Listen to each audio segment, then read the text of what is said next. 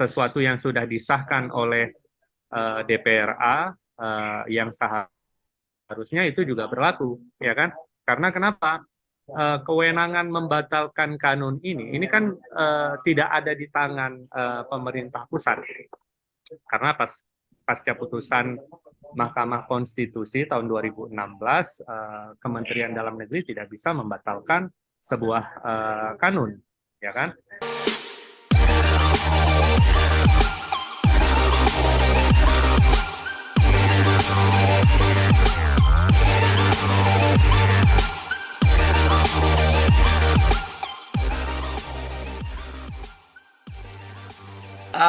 Bang Mirja, Abang bisa menjelaskan nggak sebenarnya level undang-undang pemerintahan Aceh ini setingkat apa sih Bang kuatnya? Karena begini Bang, orang mengatakan bahwa di dalam misalnya nih Bang, contoh di dalam undang-undang pemerintahan Aceh atau MOU itu sudah sebutkan ada bendera, ya, bendera dan lambang Aceh. Terus keluar lagi peraturan yang baru adalah di mana pemerintah mengeluarkan tidak boleh lambang separatis dan lain-lain. Itu bagaimana sih Bang, bertabrakan begitu Bang? Dia Ya, lebih tua yang atau lebih pertama muda? kalau memang motif dari bendera tersebut yang kemudian sudah disetujui oleh DPR dan DPRA dan Gubernur melalui sebuah kanun, uh, itu merupakan kewenangan. Ya, kewenangan DPRA dan Gubernur itu kan menyetujui sebuah kanun, ya kan? Apakah itu kanun bendera maupun kanun lain-lainnya. Nah, cuma tadi ini kita juga harus satu persepsi dalam membaca sebuah ketentuan, ya. Katakanlah misalnya berangkat dari bendera ini. Bendera ini mengapa misalkan benderanya bintang bulan gitu, ya kan? Nah, ini kan punya landasan filosofis, punya landasan historisnya misalkan. Di lain sisi ada ketentuan juga, misalkan di dalam MOU Helsinki. Seperti apa misalkan terkait penggunaan simbol misalnya yang dibolehkan. Apakah simbol-simbol perjuangan, katakanlah perjuangan GAM misalnya, apakah itu dibolehkan ataupun tidak? Itu satu. Kalau kita berangkat dari landasan historisnya. Nah, kalau dari landasan yuridisnya, nah sebuah undang-undang ini kan juga dia berfungsi ketika ada peraturan pelaksananya. Nah, terkait dengan bendera dan lambang, ini juga kan punya sebuah peraturan pemerintah PP 77 ya, kalau saya nggak salah tahun 2007 terkait dengan penggunaan bendera dan lambang. Nah, di situ juga dibunyikan ada larangan tidak boleh identik dengan bendera atau lambang separatisme misalnya. Nah, kita juga harus sepakati dulu apa saja separatisme itu, atau apakah kanun bendera yang disahkan oleh DPRA dan gubernur itu apakah itu adalah sebuah simbol separatisme atau bukan. Ini kan menjadi perdebatan juga. Karena kalau dianggap separatisme, artinya kalau kita melihat apakah bendera ini mirip dengan bendera GAM, yaitu bisa kita lihat secara detail, ya kan? Mungkin kalau sekilas kita sepakat mungkin benderanya sama. Tetapi kalau kita melihat detail, apakah warna garisnya sama, apakah itu benar-benar persis sama. Nah, itu harus kita lihat ulang lagi ya sebelum kita menilai apakah persis sama bendera tersebut dengan bendera GAM misalkan. Nah, selama ini pemerintah itu mungkin juga saya mendapatkan informasi bahwa pemerintah menginginkan bahwa ada sedikit perubahan ya. Misalnya dari teman-teman yang bertemu dengan Pak JK misalnya ketika Pak JK masih menjadi wakil presiden, yaitu memang ada saran-saran untuk mengubah benderanya sedikit lah, tidak persis seperti yang disahkan oleh DPRA. atau seperti bendera kerajaan dulu lah, apa lambang apa Alam pedang. apa alam pedeng, ya kan? Atau yang pada intinya yang kita tangkap, yang publik tangkap tidak boleh mirip dengan bendera GAM misalnya.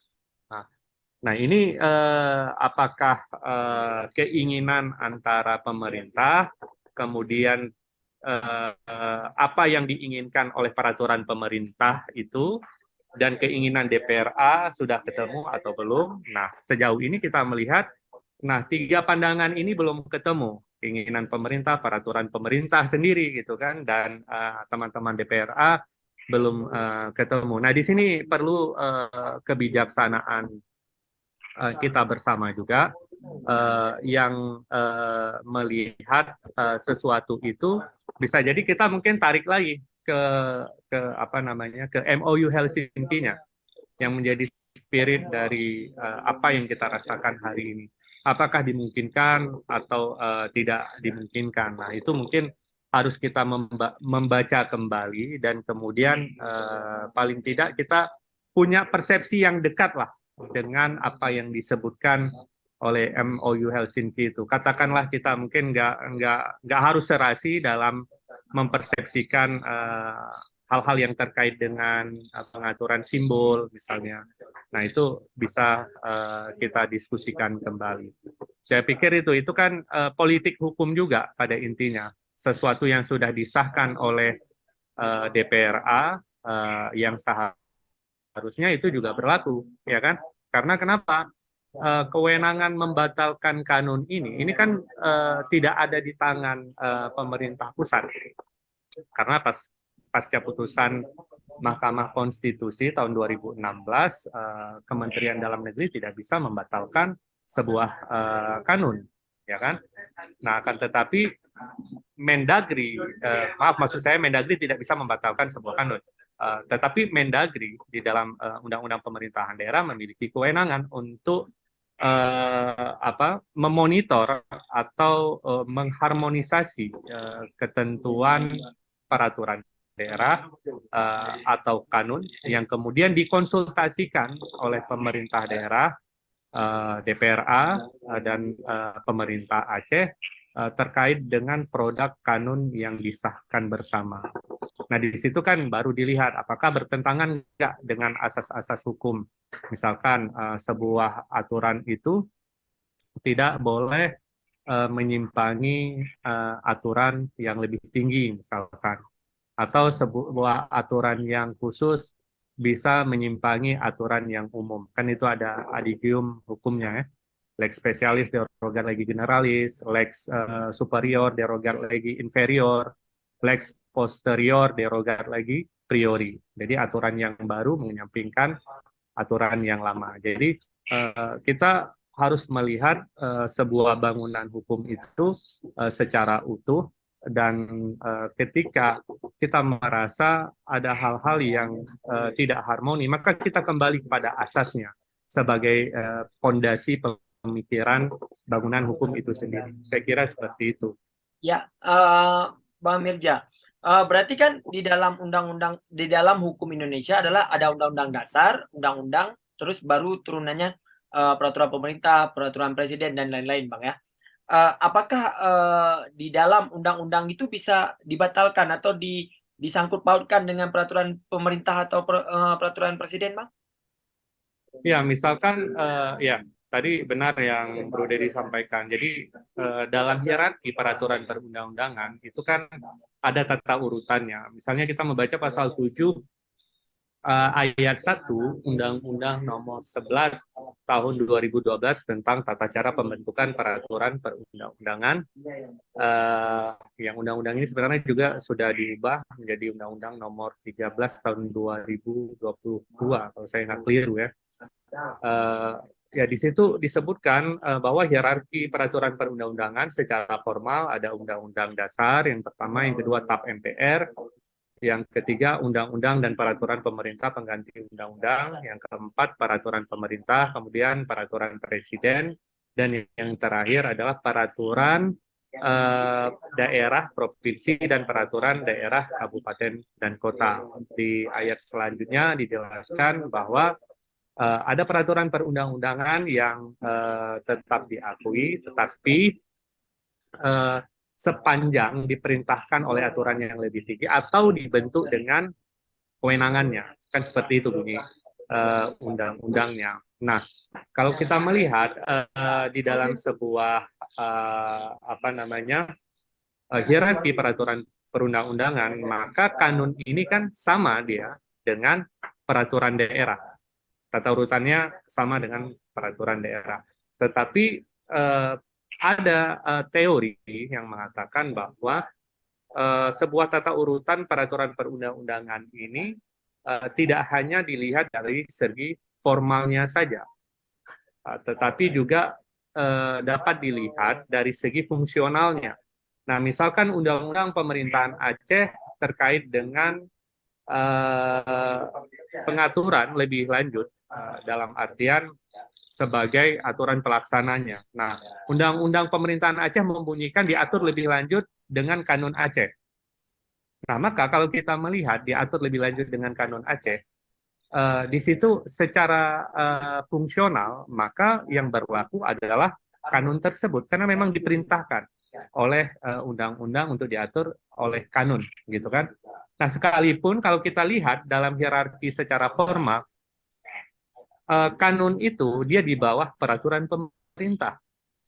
Kalau secara teori, Stufenbo teori baik yang disampaikan oleh Hanne Westby ataupun Hans Kelsen, itu kan ada yang pertama stat fundamental norm, asas yang sangat fundamental, Pancasila dan pembukaan Undang-Undang Dasar itu stat fundamental norm. Yang kemudian stat Grundgesetz itu Undang-Undang Dasar dan TAP MPR misalkan. Kemudian Formal Gazette itu undang-undang. Kemudian Verordnung en Autonom Satzung itu setingkat dengan peraturan pelaksana dan peraturan yang bersifatnya otonom. Misalkan peraturan daerah. Nah, kalau kita lihat dari segi hierarki, memang perbedaan kanun atau peraturan daerah di bawah peraturan pemerintah. Tetapi dalam pelaksanaannya dia berfungsi karena kenapa? Karena diperintahkan oleh peraturan perundang-undangan yang lebih tinggi, diperintahkan oleh undang-undang. Makanya dia berfungsi seperti itu. Nah, kalau kita melihat juga hari ini kan yang menjadi perdebatan bahwa kekhususan di dalam undang-undang pemerintahan Aceh ini dianggap kekhususan yang terbatas. Ya. Artinya selalu ketika ingin dibatalkan ketentuan di dalam Undang-Undang Pemerintahan Aceh ini kita dipaksa dengan menganalogikan dengan kekhususan di undang-undang yang lain. Misalnya di Undang-Undang Pemerintahan Aceh itu diatur tentang pemilihan kepala daerah setiap 5 tahun sekali, gitu kan. Tetapi selalu kita nggak confident ketika ada yang menyatakan, ya pilkada itu memang diatur di dalam Undang-Undang Pemerintahan Aceh. Tetapi mana yang lebih khusus antara Undang-Undang Nomor 10 Tahun 2016, Undang-Undang Pilkada, dengan Undang-Undang Pemerintahan Aceh terkait dengan pilkada? Maka terjebak kita untuk menjawab, ya khusus Undang-Undang Pilkada lah. Bicara pilkada secara khusus juga diatur di dalam Undang-Undang Nomor 10 Tahun 2016 tentang pemilihan gubernur, bupati, dan wali kota. Nah, ini hari ini yang membuyarkan terkait dengan kewibawaan daripada Undang-Undang Pemerintahan Aceh, yang kalau kita sandingkan dengan undang-undang yang lain lebih detail atau lebih khusus, maka perlahan-perlahan kewenangan ini akan hilang. Karena nanti misalnya tentang pilkada, ya kita kembali ke Undang-Undang Nomor 10 Tahun 2016. Kalau ada yang mengatakan lex specialis derogat legi generalis, undang-undang yang khusus menyampingkan undang-undang yang umum misalnya, ya kan? Mana yang khusus mengatur pilkada di Undang-Undang Nomor 10 Tahun 2016 dengan Undang-Undang Nomor 11 Tahun 2006. Ini saya mau tanya sama Bro Dedi saja nih. Mana yang lebih khusus bicara pilkada? 10 2016 atau 11 2006? 10 2016, Bang. Karena itu Iya, kita mungkin mudah menjawab yang lebih khusus itu ada 10 2016. Tetapi jawaban kita ini kan menggugurkan kekhususan hal-hal yang sifatnya khusus diatur di dalam Undang-Undang Pemerintahan Aceh. Atau kita menyepakati bahwa kekhususan itu terkait dengan yang tertentu gitu, nggak semua diatur di dalam Undang-Undang Pemerintahan Aceh tentang kekhususan ini. Nah ini siapa yang harus sepakati? Tapi paling tidak ada sebuah pasal yang menjadi skoci ya, harusnya di situ letak diskusinya. Ini khusus atau tidak khusus adalah di mana ada ketentuan di dalam Undang-Undang Pemerintahan Aceh ini tentang konsultasi terkait dengan kewenangan dan undang-undang yang menyangkut tentang Aceh, gitu kan? Jadi pembentuk undang-undang DPR RI bisa konsultasi ke DPRA. Sebenarnya ini media diskusinya untuk menentukan khusus atau tidak khusus.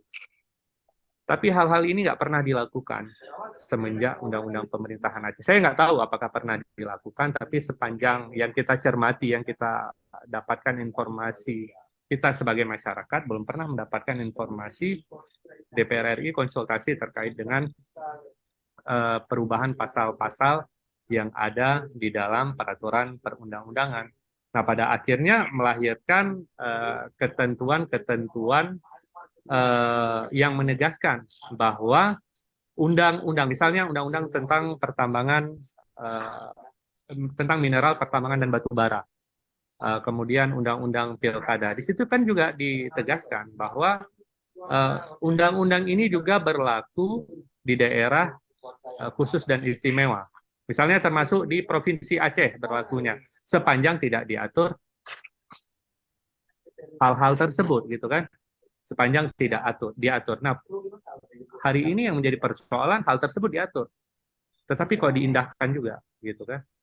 Nah, artinya ini yang sebenarnya kita semakin bingung menilai sejauh mana sebenarnya kekuatan Undang-Undang Pemerintahan Aceh sendiri.